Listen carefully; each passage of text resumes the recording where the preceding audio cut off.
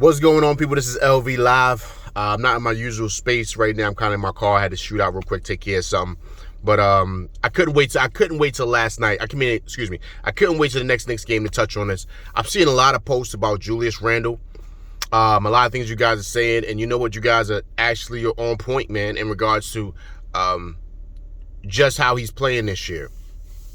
Let me kind of give you guys a little history. I mean, you figure he's in his way. He's been in the league 7 years now, right? Last year, if you think about it, was his first breakout season, right? He got drafted by the Lakers.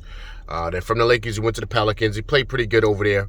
But, he came to New York and, he played well. And what happens in New York City, right? Unlike any other city, probably LA is probably the same way. Maybe LA and Boston, I would say. When you come here and you play really, really well, and you get all these NBA accolades, right, we automatically put the crown on your head, right? But as you guys know, if you don't show up in the postseason here in this city, that's whether you're playing with the Giants, Jets, Mets, especially the Yankees, and the Knicks. I'm not talking about the other team across town, man. They new here. They just renting space over there in Brooklyn. But anyway, we'll talk about that later. When you come over here, man, and you don't play well in the postseason, man, that's kind of, you put a big target on your back. You know what I mean? And that's what happened last year. The lights was too bright for him on Broadway. They just were. 34th Street, he couldn't take it, and he didn't play well. You can't do that in New York. You just can't.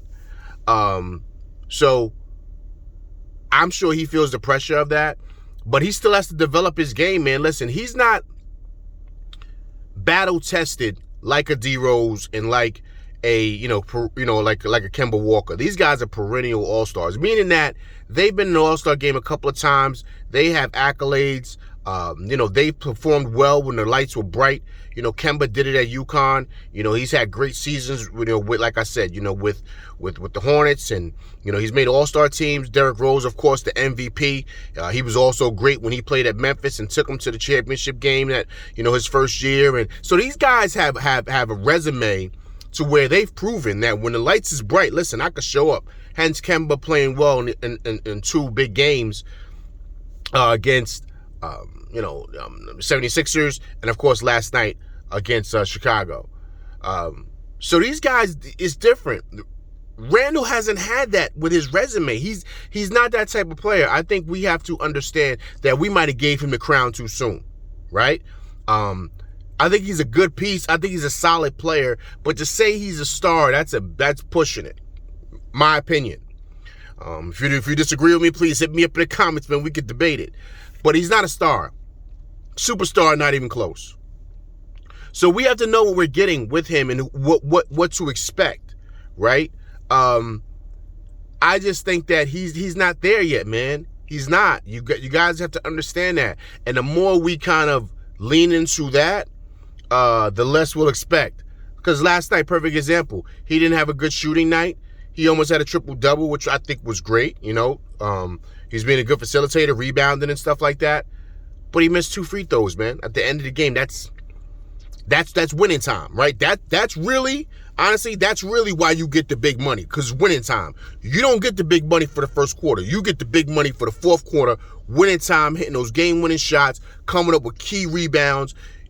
That's, of course, hitting those free throws. That's where you get your money at, man. So you gotta, those are big moments and big spots, right? That you really have to contribute and come up big, and and he didn't do that, and he didn't do it, of course, last year in the playoffs. And in a city like this you can't drop the ball in this city. So you can get away with that in New Orleans with the Pelicans. You can get away with that if you're playing with the Hornets. You can get away with that if you're playing with the Grizzlies. You can't get away with that in New York City, playing with the Knicks. You just can't. You know what I mean? So I just think that we have to kind of pump the brakes on what we thought and kind of take the crown back from him. Because I just don't think he had a great season.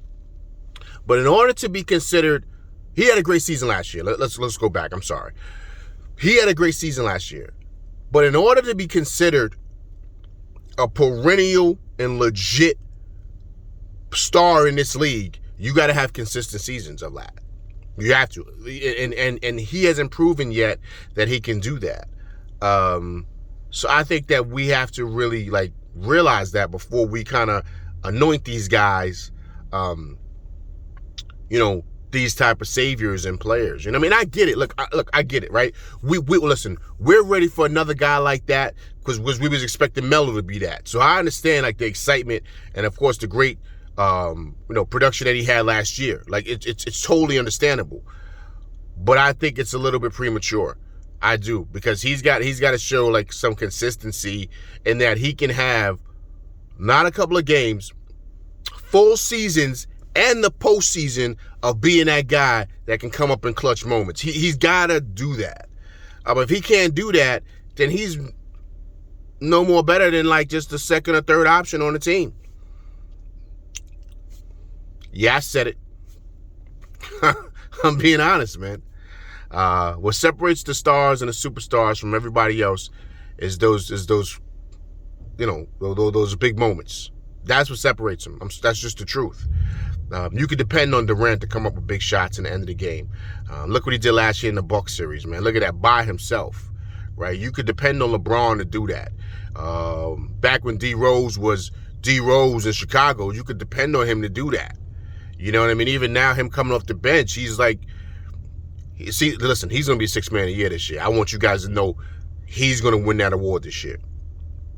So, I'm just saying, man, you know what I mean? When you have those type of players, man, they come up in clutch moments and big times. And he's not that. He's not that. So Knicks fans, let's pump the brakes on Randle, right? And let's realize that we have a really good team surrounding him, surrounding Kemba. And, we could pretty much come out, man, and really, really be a problem in the East. We can, because the team looks like it. You know what I mean? For real. So we just kind of have to do that, guys. All right? So listen, this is a quick hitter. All right, from LV Live, man. I'm out and about, man. I just kind of had to touch on that. Let's take the crown back. Let's take the crown back, people. All right? I'm LV Live. Please come through and check out my show. All right? I'll pretty much leave the link here for you guys to come check it out. All right? Leave the like, share, hit the like, share, subscribe button. Please leave comments, man. But definitely hit that like button. All right? I appreciate you guys. All right, LV, I'm out. Let's go, Knicks. Peace.